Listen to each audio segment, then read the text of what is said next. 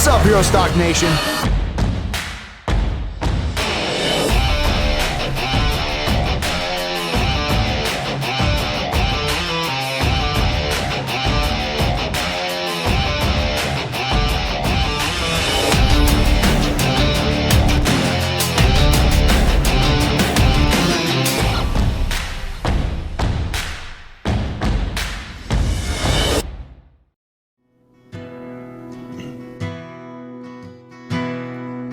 Wasn't supposed to be nothing that I'd call home, to tell my mama that I ain't gonna be alone.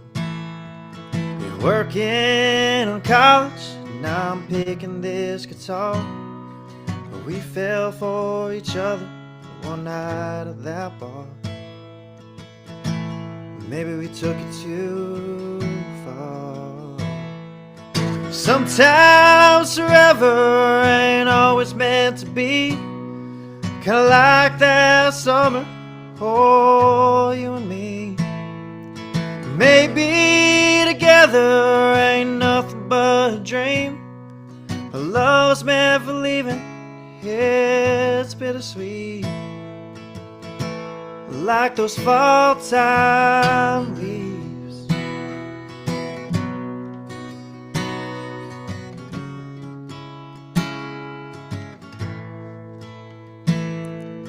Couldn't help but say that I want you to stay, but we both know it doesn't matter anyways, 'cause you're off for better, and now I'm stuck in this town.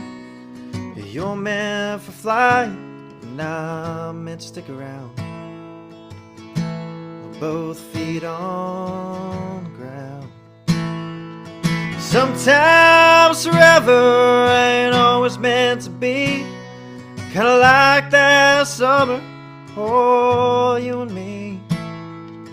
Maybe together ain't nothing but a dream, our love's meant for leaving, it's bittersweet,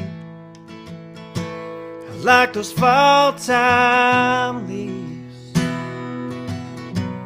Like those fall time leaves.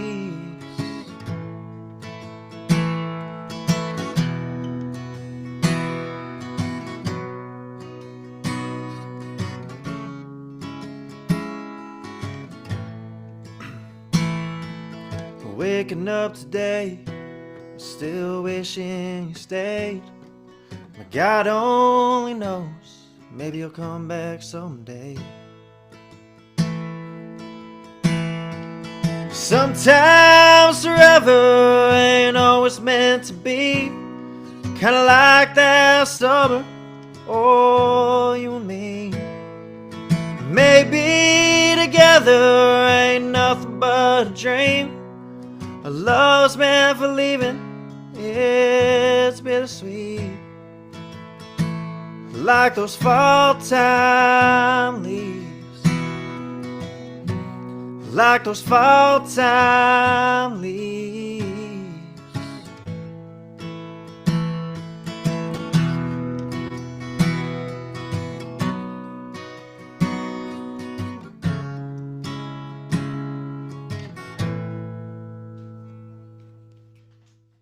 What's up, Hero Stock Nation? Welcome back to the round table where heroes talk. It's a new year, and the Hero Stock Nation team hopes that your holidays were festive and fun and filled with great things. My name is Tom Lamog, and I'm here with my good friend and award-winning songwriter, U.S. Army veteran, co-host of our show, Matthew Jones. What's up, Tom? Dude, it's been like 3 weeks. How the heck are you? It's been a minute. Honestly, I was getting a little stir crazy. I was like, I should be doing something. Well, hopefully, the holidays, it kept me busy. In fact, you can probably hear it in my voice. I caught a little cold that's been around for like 3 weeks. The entire 3 weeks we were gone. And I'm thinking, I'm going to show up to tonight's podcast thinking like, in case I can't get the words out, Matt. Yeah, I'll wing it. I'll wing it. Hey, so I just got to ask you, with the new year here, and I did post, I saw something that you posted about some of the things you wanted to accomplish in the year ahead. Not that they're New Year's resolutions or anything, but No, no. yeah. I mean, have you got? I think I know that I've got some aspirations. I would like to pick up my electric guitar a little bit more compared to the acoustic, but notice behind me there's no electric. But that's Yeah, yeah. definitely one thing I want to do. But have you got any? Have you got anything that you want to accomplish this year? Honestly, I feel like if I try to make something happen, it just winds up stressing me out. So I'm not going to try to make anything happen. I'm just going to, look for opportunities and take advantage of them, and, just, kind of lean in on my blessings. So, Yeah. yeah, definitely. I'm excited. Can I throw 2025 was awesome. can I throw some ideas at you? Write a Oh, few more absolutely. songs. You write a few more songs. Oh, yeah, Learn a yeah, few more definitely. chords. Yeah, that's going to happen. And of course you got to help me interview some guests for sure. I'm so Oh, glad absolutely. that you're back for another year. We've been granted another year, thanks Another to year. Jason Steiner for Oh, man. for the Oh, man. podcast. Yeah. Well, before we bring in our guest, Anthony Segovia. Anthony Segovia. There we go. I wanna I want to make sure I get the name right, even though I'm still feeling a little congested up here. But I want to talk about the round table because if you're a first time viewer, here's what you need to know about the round table where heroes talk.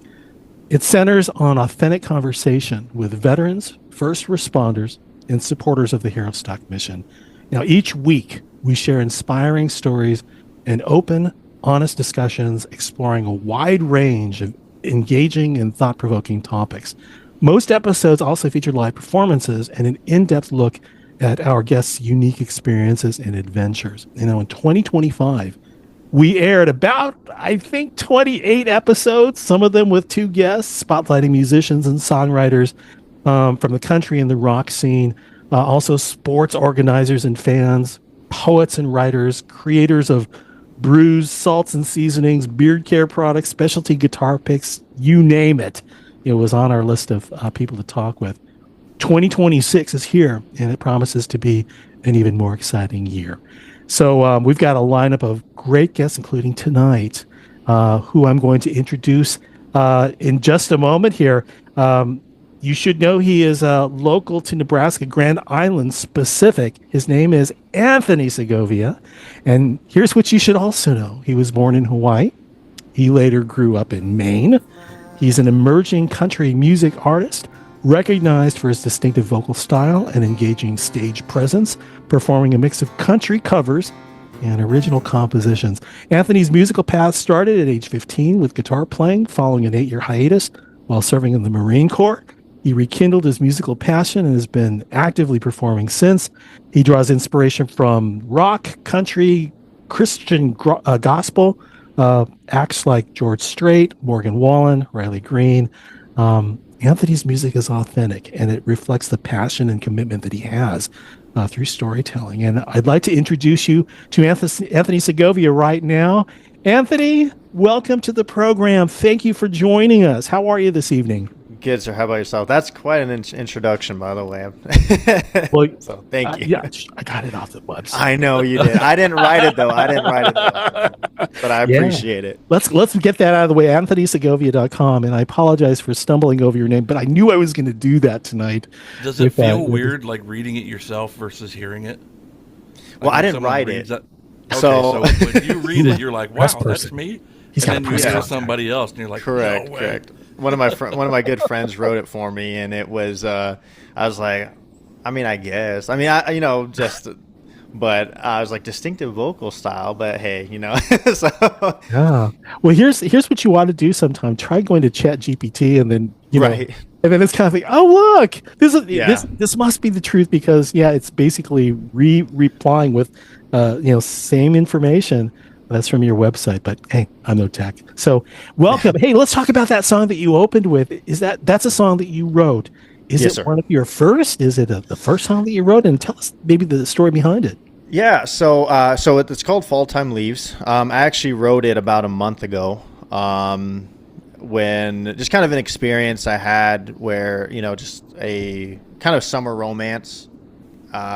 We knew it wasn't going to last due to circumstances. They were there for a limited period of time for college, and but it was a good, healthy relationship, and it was really true.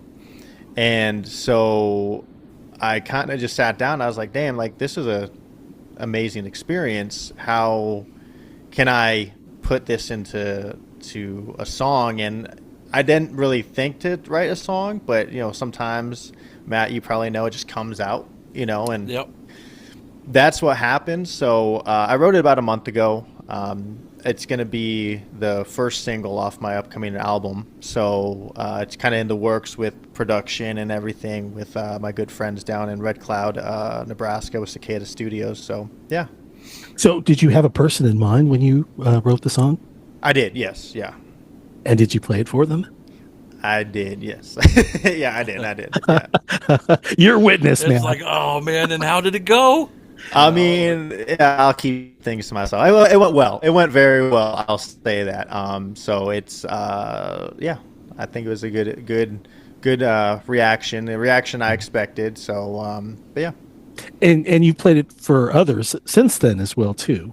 Correct. I've performed it live 3 times since I wrote it, and I've gotten good feedback. The demo I sent out, my one of my producers, his wife started crying about it because she didn't know where it was. She's like, "Oh, what is this?" And I guess she had a very emotional reaction to it, which was great to hear. Just kind of how music can bring that out of somebody, and especially when it's your music, it's a really humbling experience. It's a difficult note. Like that's never the intention to kind of elicit a really strong emotional response. But right, I mean, music does what music does, And yeah, so, definitely. Yeah, it's always such a good feeling. Yeah, absolutely. Yeah. Well, that experience itself, compared to when you first were introduced to music, so let's take you back now. Let's take you back to the very beginnings of when you knew that this is music. I want this to be a part of my life. Do you remember about the time that you discovered music and you wanted it to be a part of your life? Well, I think since I was a kid, I mean, we'll probably get into that. I mean, there were 3 things I wanted to be when I was a kid. It was either be in the military, a football player like in the NFL, or a musician. I crossed 2 of those off. I don't think the NFL's calling me up, but you never know. But that was something, I get a huge influence and passion from music. My dad was a musician. He played saxophone, and growing up listening to, obviously he's from Texas, so George Strait, the 90s, where Garth Brooks, Tim McGraw, Shania Twain. I mean, you can't deny that. And I grew up in a very religious household, and so my mom just listened to gospel, Christian rock, stuff like that. And the only thing I could listen to if it wasn't gospel was classic rock or country. And so I was kind of where that formed that kind of interest and that taste. And I remember always enjoying singing. Growing up, we grew up in a kind of backdrop of a national or a state park. And so I just got into the woods and I would just sing horribly, I might add, but I would sing because I just enjoyed doing it. And then in high school, that's kind of when it became more of a, hey, maybe I could do this, pick up girls. It didn't work. At least the girl I had in mind, it didn't work, but it kind of worked out. Strikeout. Yeah, that's the only reason I picked up a guitar Is that your first instrument? Was guitar your first instrument? Piano, actually. So I wanted to play drums because I was a loud, rambunctious kid. My parents, I was one of those who jump from one thing to the next, and my parents I'm not spending $400 on a drum kit. Oh. And my mom was playing piano at the time, so she's like, "Well, you can play piano, and if you do it for a year, we'll see what happens." And I looked at it as a chore. Looking back, I should have dove headfirst into that because funny how that is. I had a similar experience growing up.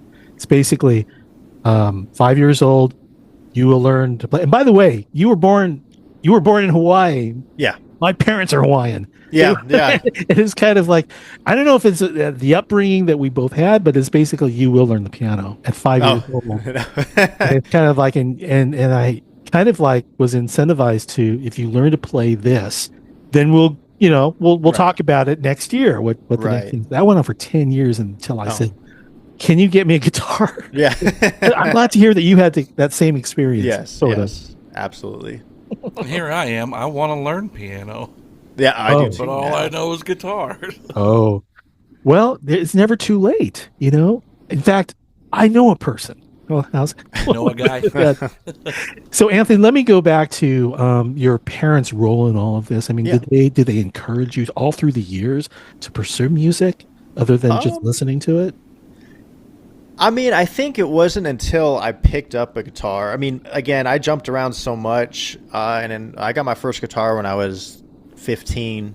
And my dad, I don't think they expected anything of it. I was again one of those kids. I just had a short attention span. I was jumping from one thing to one thing, football to whatever. And so I remember my first guitar was some really bad, like $50 guitar off eBay. Like, it was a mess, and I picked it up pretty quick, I would say, and then I started playing, gospel music, stuff we listened at church, and then my mom would say, like, "Hey, you should play that," and she was a youth minister at the church, so it kind of grew from me just kind of playing in my room to, "Hey, you should play in for our praise and worship hour," and that's a pretty common story I've heard. And then, that's kind of where it started coming to foundation. They've always been supportive of whatever I've done, and I can wholeheartedly say that I have some truly amazing parents, and they supported me in anything. But the biggest thing is they wanted me to follow through. And I don't know if that's the military background from both of them, because they both were in the Navy, but it was, if you're going to do this, you're going to do it. And my dad always had this saying, Segovia's don't quit. So that kind of been ingrained in my head, like, hey, if I'm going to do this, I'm going to go, full tilt. And, I would say I was in a metal band for a couple of years in high school. I think most people kind of go through that. And my mom was not a fan of that, but she'd be like, I like the acoustic stuff. I like the softer stuff. But I wanted to grow my hair out, wear skinny jeans and headbang and Oh jump man, off stuff. you were going to commit. Yeah, I committed. Yeah, so How long did you do that for? Was it a lengthy amount of time? Playing the metal band? 2 years, and then the band broke up, and then I joined the Marine Corps, and kind of, like I said, took that break. So, All right. So, what about your friends? What did your friends think about all of that? Is that all of these changes that you went through from starting off to where you ended up at in the metal band? Did they dig it? Let's party. I think so. I think it was kind of one of those things where, because you go from that stark contrast from doing gospel, praise and worship music, to next thing I was a lead vocalist. I was screaming. Had my guitar, and I think we need to ask for a demo right now. No, I can't do that. No. Okay. Sorry, but maybe at the end of it. But it was definitely a support from them, and my friends. Kind of, Matt, you probably understand, and you, Tom, you've moved around. The friends you had in high school, through time, you kind of drift apart, and especially those connections you get in the military, you kind of cling to that small group. So the friends I do still have from high school years, they're supportive. I see them swipe up on my story on Instagram or Facebook, and they give me a thumbs up or something. So it's still there, but I'd say it's seeing the transition. I've heard, I never expected country from you, and I'm like, yeah, me neither. But hey, here we are. So, well, let me ask you about your musical influences of the time. Yeah. So, as you were going through high school and as you were experiencing metal music and playing through gospel, what were some of the musical influences in your life at that time? Definitely like Devil Wears Prada, Under Oath, Bring Me the Horizon. Those are some big ones. My mom, she's going to listen to this, but both my Valentines, she would always make me, she heard screamo music, she couldn't understand it. She's like, what is the song about? And I'd lie all the time. I'd be like, oh, because I could only listen to Christian music, country, or rock. So I'd be like, oh yeah, I'm not going to tell how they're talking about whatever. But that really kind of on top of some more like alt rock stuff, 3 Days Grace, Breaking Benjamin. That kind of was my foundation at the time. And then obviously it molded and changed as I grew older and kind of experienced more music and different types of people. So, Oh, very cool. Well, I guess we can kind of like move right into your service in the U.S. Marine Corps. The obvious question is, okay, your parents were with the Navy. Why not the Navy? so Marine Corps cooler. I mean, the uniforms are one thing. All you can But, say is wait. yeah, There it is. I mean, right yeah. there. I Okay, say it one saw more that. time. The uniforms are. I mean, I didn't talk to any other recruiter. I know. I remember, like my dad. He was a corps. Both my parents were corpsmen, so they had experience with Marines. My father was stationed in MCRD San Diego for a time. But I remember it was like probably 2006, 2007, and there was this commercial, and it was about the Marines, and it was like, we've been called Leathernecks, we've been called Devil Dogs, and my dad said, Devil Dog. And I looked at my dad, I was like, what's that? He's like, oh, those are what they call Marines. And I don't know what it was, just something about that was like, huh. So I was in college, and I realized it was not for me. And like I said, I always, when I was a kid, wanted to serve, and I just looked up United States Marine Corps, and the rest was history. I didn't talk to nobody else. I was just like, whatever you need me to do, I'm in. Like, I wanted to serve my country. I had this sense of duty that I wanted to fulfill, and I had a lot of doubt in myself as a kid and as a teenager, and I think it kind of drew me to, I can make something of myself. And when I told people I was joining, a lot of people said, oh, you're not going to make it. The Marines, you're not going to make it. And when I got back from boot camp, I walked through work, and I was like, oh, guess who made it? So It's always cool to have that kind of watch me moment. Yeah, Like, right. Your family, what can I ask you what your family thought about that when you were enlisting in the Marines? It was 2010 when I tried to join. I was 17. And my mom said, absolutely not. I'm not signing off. Because where we were at in Iraq and Afghanistan at the time, and with the political climate, they were like, hey, my mom was like, no. If you want to when you're 18, that's fine, but not now. And so I started working some odd jobs, went back to college for my like third or fourth semester, and I just was not happy. I was like, no, I need to do something. So I joined.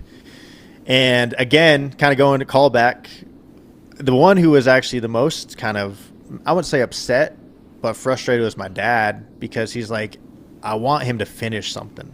Like, you're in college, finish it. Go be an officer. Do something. Like, I don't want you to jump around. I know you're going to be successful, but I want you to do something and finish it. You started. And I just remember that conversation with my dad, and I was like, this is what I want to do. And then after that, he was like, okay, you got my support. So they were supportive, but, they want what's best for their son. And obviously where the world was at the time, they had their concerns. But yeah, I joined when I was 18 in 2011 and went to boot camp in 2012. So I know you've got a few songs that you've written. Maybe you'd like to share one with us right now. So songs about life, my life specifically. It's called Those Days. I just actually recorded it down in Dallas, Texas about a month ago. So it should be out pretty soon. But there's some things about it that just kind of speak to where you're at when you were, as a kid. You kind of look back and you're just so frustrated and angry where you're at. And you're like, how am I going to get through this? And when you're older, you look back, you're like, it wasn't that bad. It's kind of funny, when you think back on how you stressed out about those things. So this song is called Those Days.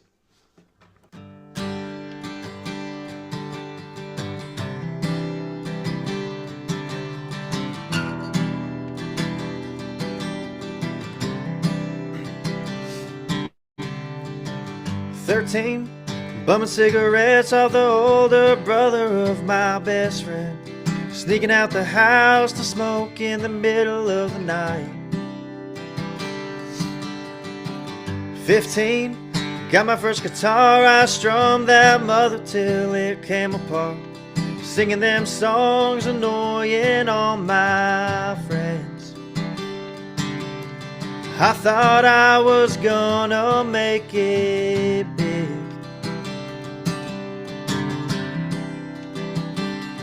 Ain't it funny how remember those days, all those memories, and all those mistakes, thinking that we were on top of the world.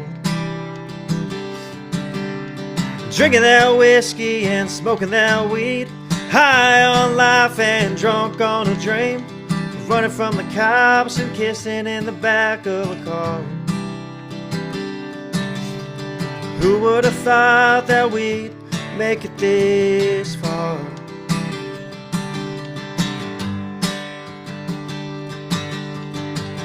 "18, put a rifle in my hand, ready to die for Uncle Sam, full of fight and searching for my name. 21, I watched you walk away, you got eyes for that other guy, and my heart breaks, picking up the pieces to this damn day. I still don't know what mistakes were made.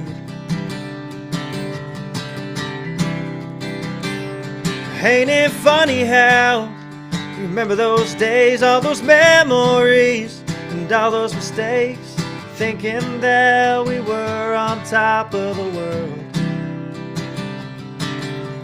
Drinking that whiskey and smoking that weed, high on life and drunk on a dream, running from the cops and kissing in the back of a car. Who would have thought that we'd make it this far?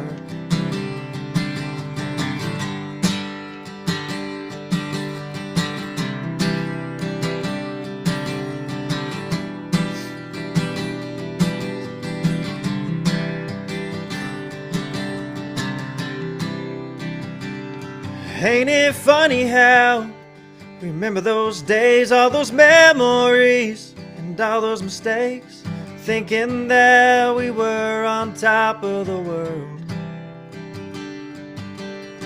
Drinking that whiskey and smoking that weed, high on life and drunk on a dream, running from the cops and kissing in the back of a car.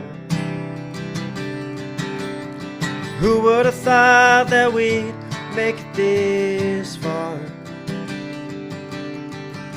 13, bum cigarettes off the older brother of my best friend, sneaking out the house to smoke in the middle of the night.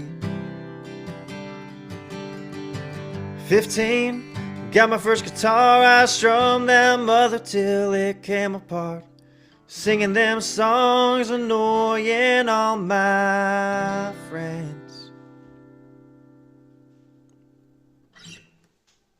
Anthony Segovia, everyone. Hey, thank you for sharing that song. You know, I'm listening to that song. The storytelling reminds me of something I hear from Tim McGraw. Yeah. I don't know if you were a big fan. I was. Yeah, still am. Yeah. So you're now in the military. You're in the U.S. Marine Corps. Yeah. And about the music, did you continue? Were you able to continue playing and, just writing music, if that's what came to mind at the time, or was this something where you needed to kind of step away and take a break from it?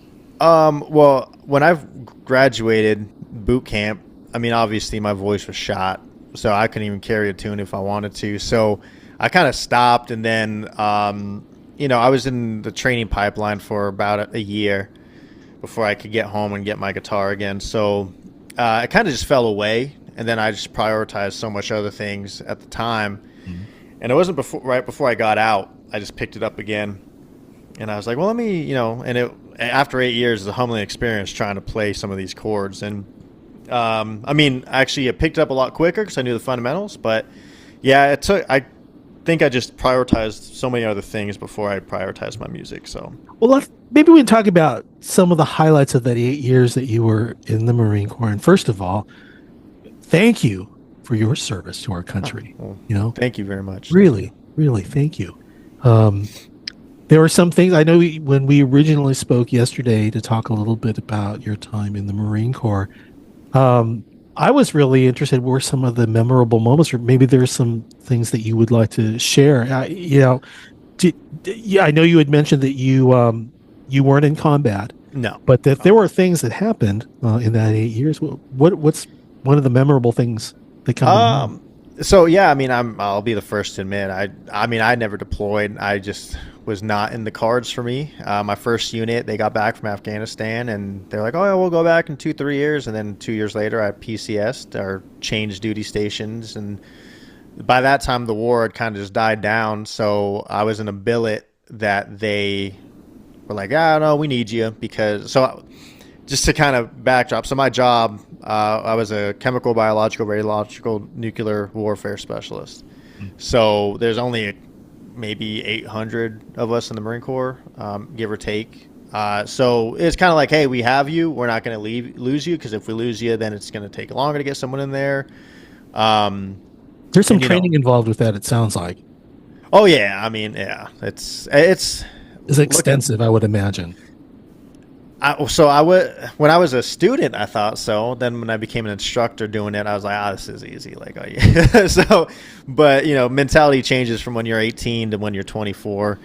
But so yeah, it just wasn't in the cards for me. But I mean, the biggest thing that I got from my time was just the friendships you gain. I mean, I still have those guys on speed dial. We talk regularly, and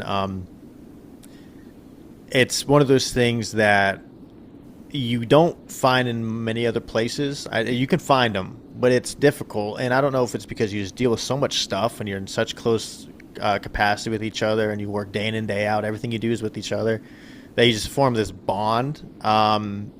And that was one thing that everyone talks about it, but never really expected. I had some opportunities to do some cool things. Like I was a martial arts instructor, going from a kid who, I mean, I just fought my brothers and some friends to, hey, yeah, here's how you do this and here's how you do that. And I mean, I'm no Conor McGregor, but I mean, I feel pretty confident I can hold my own, and if push come to shove. But that was cool because being an instructor, you're teaching and you're molding these Marines to understand whether it's a mentality or the physicality of what you're teaching. And that's when I really started having some self-belief in myself. And I was a corporal, an E4, when I got that instructor tab, and I'm teaching E7s, gunnery sergeants, staff sergeants to do something. And it comes with a lot of humility, because they're looking to you for your help, and you can't just try and big man your way through stuff. So it was cool to see that transformation, and that was something that I really enjoyed. And then going through and being an instructor at the chemical schoolhouse in Fort Leonard Wood, that was a fun experience too. Again, molding those young Marines, teaching them, and then a lot of them looking up to you, because I'm only 4 or 5 years older than some of them, but they look at to you as like, oh, you have all the answers. And again, it's a very humbling experience, and that leadership ability and opportunity is just insane. Being a 24-year-old in charge of 60 humans, like, hey, let's do this, let's go here, let's do that, and you grow with them. And I kind of wish I had I have funny stories, but I mean, it's kind of just like, it's funny if you were there or if you know the people, but it's not like, oh, I could tell a story and you'd be like, oh, that's cool. But, talking to my boys about it, it's a little different. But yeah, I mean, going out, traveling to different parts of the country, doing training exercises, shooting all types of crew serve weapons, different weapon systems. That's always fun. Yeah, blowing stuff up. I mean, even... the one thing that was funny to me was because wearing a field protective mask or a gas mask and the mop gear, it sucks, Yeah. But when you're the one conducting the training, it doesn't suck as much. So, you look like, oh, it wow. sucks putting all that stuff on in Leonard Wood. Yeah. Oh, yeah. I mean, oh my God, talk about standing on the surface of the sun. For sure. And then again in 29 Palms, and it's yeah, no, it's it was a fun time, a time I look fondly on. And it's funny, people say they don't miss the circus, they miss the clowns. You know, that's one of the sayings they say. I'm actually the opposite. I actually do miss the Marine Corps. I miss the structure. I miss that sense of purpose that you had.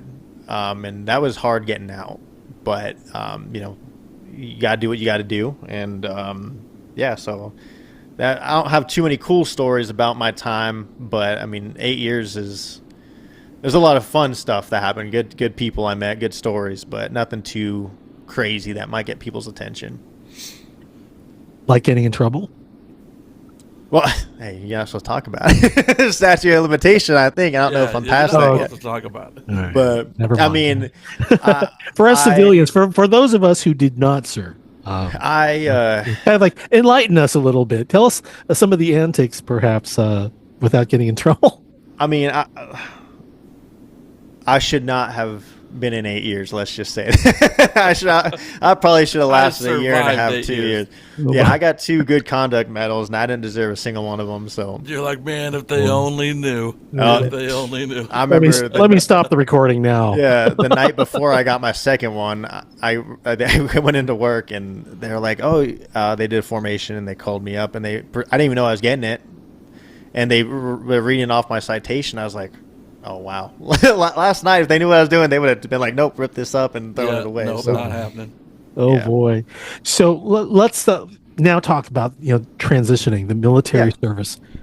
It sounds like you went right into music. You know what I mean? It's kind of like, Yeah. okay, I'm out. I'm in now. Do it. I mean, was it that quick? It was kind of like, I'm out here, and now I'm going to pick up where I left off. Is that how that worked? yeah, I think so. I was going through a pretty rough time as my last couple months. I was going through a pretty bad breakup, and I didn't really know what to do. And drinking only gets you so far, and it only gets you in more trouble. So I think I just grabbed my guitar and I was like, well, let me just kind of get back into this and sing some songs I know I like. And then that just reinvigorated that desire. And so when I got out, I moved to California, from Fort Leonard Wood to California, to live with my cousin. And I was like, I'm just going to make it out in California, a musician, because I started really getting into John Mayer, really Chris Stapleton. I started getting into Cody Johnson, a lot of guys who I still today like really kind of look at for musical inspiration. And yeah, so that was a good therapy for me, because getting out was not easy. And then I got out and then COVID hit like 2 weeks later. So it was just like whatever plans I had just shut down. Yeah. So Did that give you the opportunity to songwrite? oh yeah, I wrote horrible songs, but they were they were not they good. count though. They still They count. they count. Still They right. count. Still right. Were they all kind of doom and gloom, COVID, like, the world's over? I was trying.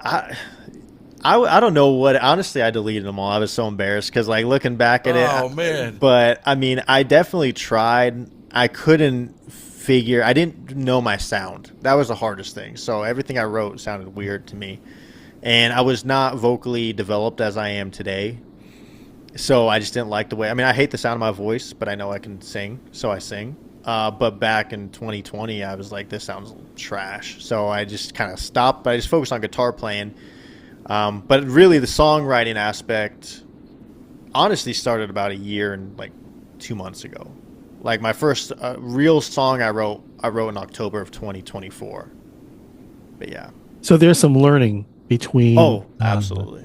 When you first started, what do you think is different about things that you wrote about when you first started to now? Is it just more thoughtful, more organized? Maybe you can kind of share that with us. Yeah, I think I'm not trying to force it. Whenever I've tried to sit down and I'm like, I want to write a love song because I feel this emotion of love, it just came out corny. I didn't like it. And, I moved from California to Nebraska in 2022. And so I kind of like at 2 years I was working, grinding, trying to figure out everything and pay the bills. And then when I moved here, I had nothing but more time because there's not much to do in Nebraska, especially Grand Island at the time, where I was raising my son. So it was like go to work, pick up my son, and just, he was 2, so I was trying to figure out what to do. So like, oh, let's pick up the guitar and kind of do stuff like that. And then from me, just, I don't know. I think it was just, I really decided to try this out, and I was just, again, playing my living room, and one of my friends, she signed me up for an open mic and didn't tell me about it. And then like the day before, she's like, hey, you have to be somewhere tomorrow. And I was like, where? And she told me, and I went, I played like 3 cover songs, and everyone really enjoyed it. And I was like, all right, so let me just kind of see where this takes me. And then that kind of blew up from there, and then started songwriting that about 3-4 months after that. And here I am. So. Well, it sounds like a natural segue to another song. Have you got one that you'd like to share with us? Maybe tell us a little bit about it as well. So this is, you and I kind of briefly talked about it. It's a pretty heavy song. It's about, again, me not being deployed or me not seeing combat. One of the things I had the honor of doing is being on the funeral detail. Everything from carrying the casket to presenting the flag to the next of kin to doing the sword detail, 21 gun salute. And I met a lot of good Marines in my career that had seen combat and had, shared with me a little bit of what they saw and what they experienced. And one of the things that I tried to put my mind in when I wrote this was where I would be at, or what some of these veterans are feeling once they're post-service. Because I had a little bit of that feeling and understand being out, but I never saw that side of the military. And so I was like, well, what are some of the things and stories I heard and I saw? So I actually don't know the name of this song. I have yet to name it because it doesn't really have a hook, so it's kind of hard. But it really, I get emotional playing it. So it is heavy. It's pretty deep, but it's a conversation that this person is having with his friend, basically from heaven. And so yeah. Okay, well, I'll play it for y'all now. Would love to hear it. Whiskey and pills are his best friend. He's trying to ease the devil within,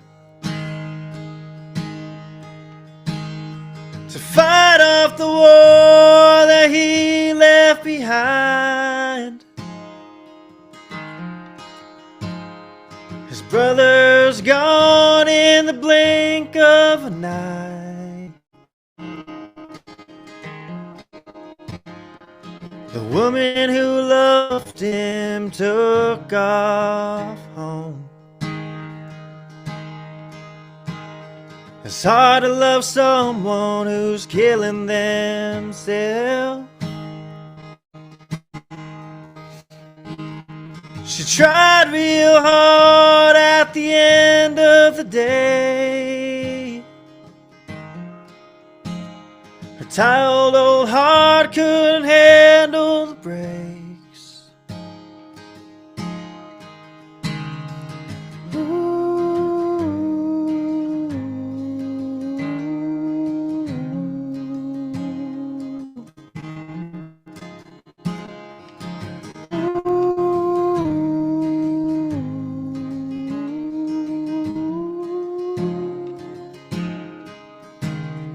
Living real fast sure slows down the soul. He can't seem to shake the guilt that he holds. He prays for the day that he's taken home, surrounded by the ones that left him alone. A troubled old mind is all that's left. doesn't speak the hell that's driven him mad. Nobody knows the pain that he's in. God only knows the places he's been.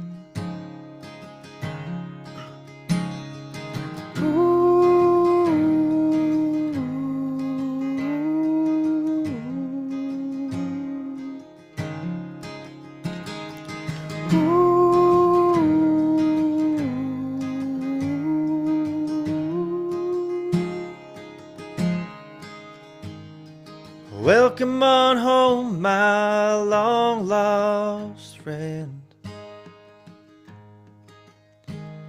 Been keeping this seat warm till we meet again. I got so much to tell you about the times I kept the demons away at night.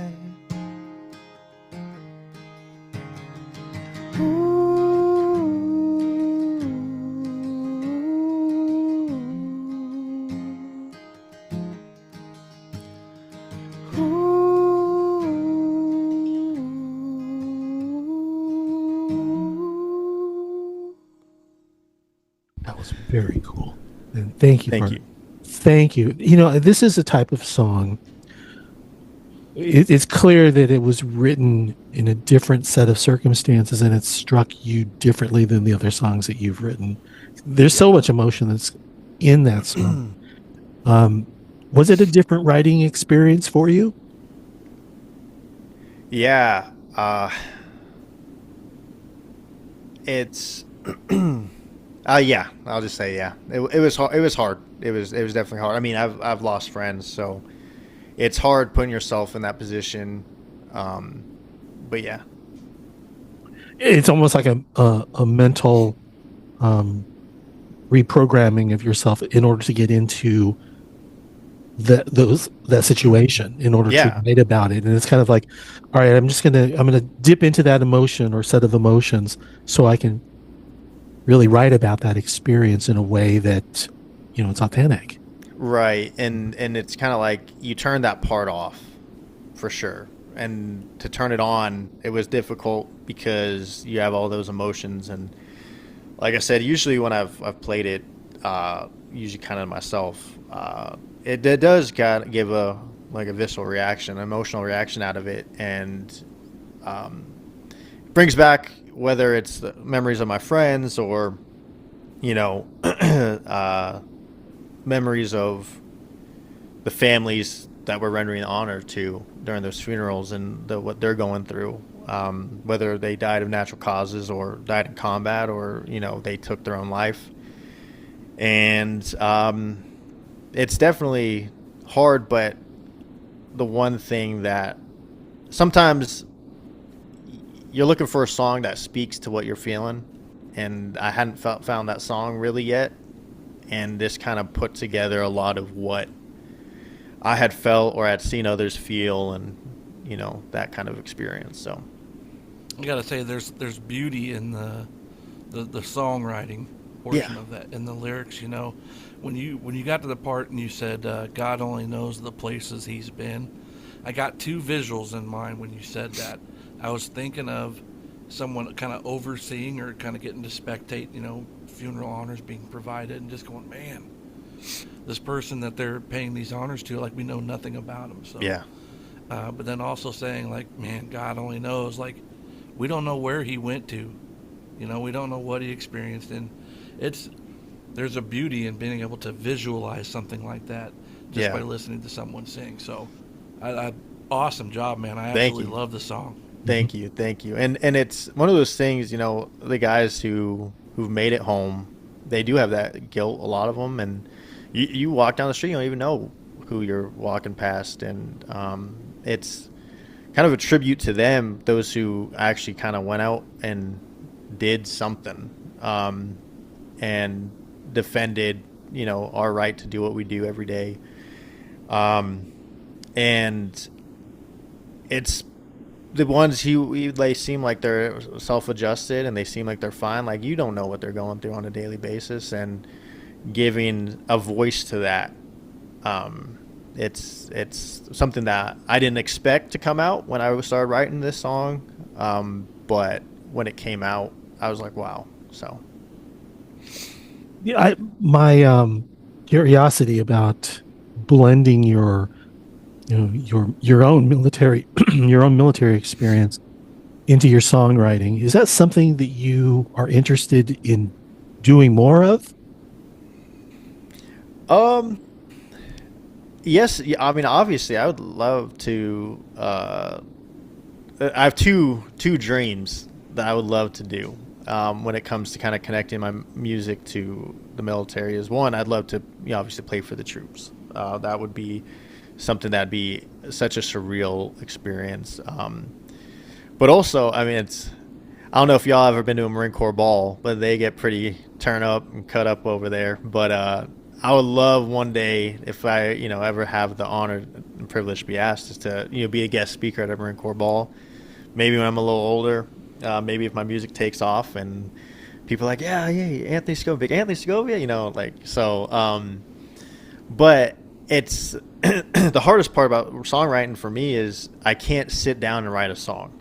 Like, I can't just grab my guitar, put my notepad down, and just like, let me write a song today. I can't do it. Like, this song I wrote in, I think, 15 minutes, and it was just me grabbing my guitar and I was playing, and most of my songs are within 20, 30 minutes. So being that vessel and being like, oh, I want to do more stuff with them, I feel kind of like, oh, can I do that? Because can I write more songs like that? I don't know. You just never know until you know, right? Right. Do you find it hard to write a happy song? Oh yeah. Oh, I can't. Yeah. No, I mean, whether most of my songs are like breakup songs, and like I have a couple. I mean, I consider those days kind of a happy song, kind of nostalgic, being like, all right. But I've written one true love song because one of my friends was like, you need to write something not so sad and depressing. I was like, all right.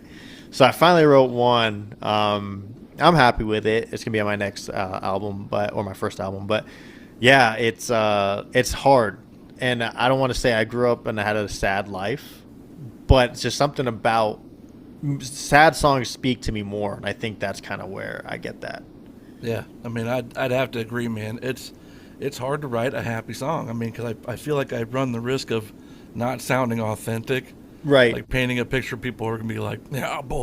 Yeah. Yeah. Like, I know you. As opposed to like, hey, let's sing about some other stuff that's sad. That's a little catchy. Like, but that's where your lives are at right now, right? Right. That's where your lives are. And you have to acknowledge the fact that you are writing what you know, and this is what you know. So you gotta go with your heart. It's the authentic way to go. So. And I mean, I would love to be able to write a song about drinking on the beach, or like going drinking on the lake or something like that. I can't. I've tried. That's been written already. I know. So I tried songs. I tried, man. I wrote a song called "The Water Hole." And it was about just being together, no barriers, anything like that, down at your local water hole, whether it's the bar or a lake or something like that. I mean. I tried. I mean, it doesn't sound sad, but it's not real happy. No, I'm a huge fan of minor key songs. That's kind of where I say. I don't know if it's the screamo music kind of bleeding in, or Well, try the relative major next time. I know. Try that. See, I don't honestly. Honestly, sad songs can still be in a major key. So it really is depending on the lyrics and the story. And if that's where you guys are at, then. Yeah, go with it. My songs get sad the second I start singing, brother. Yeah, it's. You said Tim McGraw earlier. One of my favorite songs growing up was "Don't Take the Girl" by Tim McGraw, which is such a sad song. One of the first songs he did, yeah. But it's like, I mean, as a 5-year-old, I'm listening to that. Like, come on, like I'd have had no chance. So. Oh my goodness. So you have been primarily a songwriter who does things on his own. Are you pretty much you write by yourself? Yeah, I'm I'm just wondering if you have ever thought about writing with someone else, collaborating with someone else. Maybe yeah, a fellow Nebraskan. I'm down, man. Who only I'm down. lives, what, 50 miles away? Yeah, no, I'm down. I mean, I've had actually. So I did a singer-songwriter festival out in Deadwood, South Dakota, which was actually where I met Jason with Hero Stock, Yeah. and meeting all those talented songwriters and musicians actually that opened up the floodgates. Like, hey, we should collaborate. We should write together, and haven't had the opportunity to yet. I've wanted to, but most of those people are in Omaha, Lincoln, and I mean, not that I can't go there, but I mean, with work and being a parent, it's your time is limited, and you got like, okay, I got a gig this day, I got to do this day, I got to take my son this there, so it's gonna happen. I would love to, though, for sure. I got to ask this question though: is doing things virtually not possible? Is it not doable? Does it lack the authenticity or the spontaneity? I think I've never tried it, so I don't know. I think the ones we've had conversations like, let's do it over Zoom. Life gets in the way. They have kids, they have a wife, they have stuff going on. So we're like, oh, let's plan for Tuesday, and then that was 3 weeks ago. So it's life happens. We don't have the luxury of being full-time musicians yet, so our time is balanced between work and a real job. Pay the bills and life responsibilities, and then we do this on the side and hope it takes off one day. Well, you were talking about a new EP, right? Can you give us more details? How many songs have you got written? When can we expect to see it? Where can we find it? Give us the details. Yeah, so it's going to be called The Devil in You. That's the name of the album. It's going to be, I just sent over 2 of my demos. One of them I played for you today. To, like I said, Cicada Studio in Red Cloud. Jay and Gus, they're great dudes. And we're hoping for a May or June drop release date. My birthday's in May, so I'd like it to be around May, but we'll see. Heck of a birthday gift. Yeah, I would be in. I'm going to buy a nice bottle of scotch as a celebratory thing. So, just one? This is expensive scotch. So. All right. But all my stuff. I mean, I already have 5 songs on Spotify and Apple Music already. I should have a 6th song or a re-release of Those Days, which is the first song I played. That's going to be re-released on Spotify and Apple Music, iHeartRadio, all that fun stuff. Just you look up my name and it's there. I'm the only guy with that name, thank God. So I'm pretty easy to find. You were. I was looking around to find out more information about you and your music, and it's right there. Yeah. Nice. If I could just say your name correctly, that bonus. Come on, Tom, get it together. Yeah, I've been called everything but under the sun in the Marine Corps, so you won't hurt my feelings if you mispronounce it. They kind of butcher my last name. So, Anthony, has been a real pleasure talking with you. Your stories, your music, your experiences. Thank you for sharing them. Yes, really sir. Appreciate it. Thanks for having me, guys.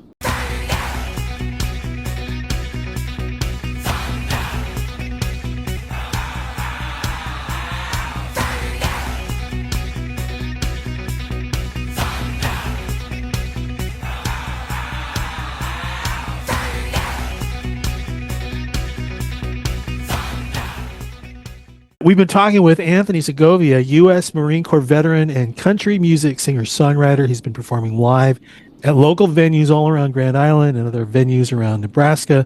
He's releasing music on streaming platforms like Spotify and Apple Music, and you're going to find him on Facebook, Instagram, and his website, anthonysegovia.com. When we come back, it's author of the book A Warrior's Garden, a therapeutic guide to living with PTSD, and founder of Warfighter Gardens, U.S. Army veteran, combat medic, and infantry Malachias Gaskin. You're watching The Roundtable, where Heroes Talk, the Hero Stock Nation podcast.